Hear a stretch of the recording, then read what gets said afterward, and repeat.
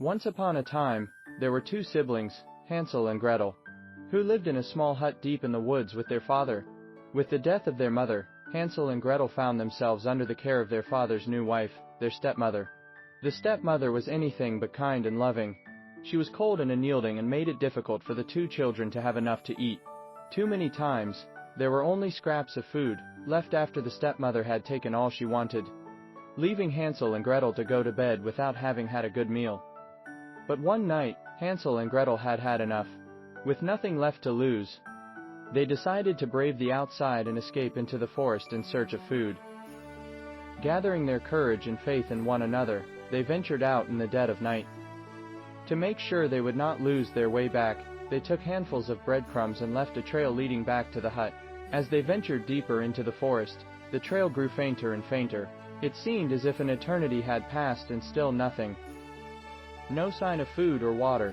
Their only hope was that soon they would find something. But all of a sudden, they saw a small light in the distance and decided to investigate.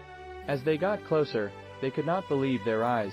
From top to bottom, the hut was made of candy, a roof of gingerbread, frosting around the walls, and candies tucked into the frosting. Before Gretel could say, "Let's just have a little taste," they were already nibbling on the sweet candy. Just as they were about to take their fill, they heard an angry voice exclaim, "Who is nibbling on my house?" Startled, Gretel and Hansel spun around to find a witch standing before them.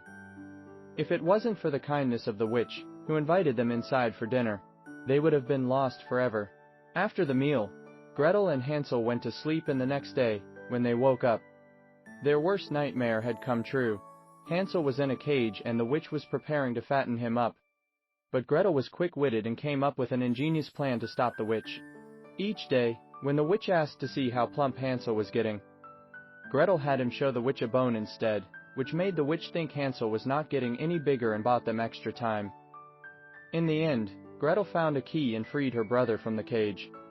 Before finding a vase filled with precious jewels, with their pockets filled with jewels, they ran out of the hut and, luckily, they were rescued by a kind horseman, who gave them a ride home. When they got back, their father, who had been searching for them, saw them and was overjoyed with happiness.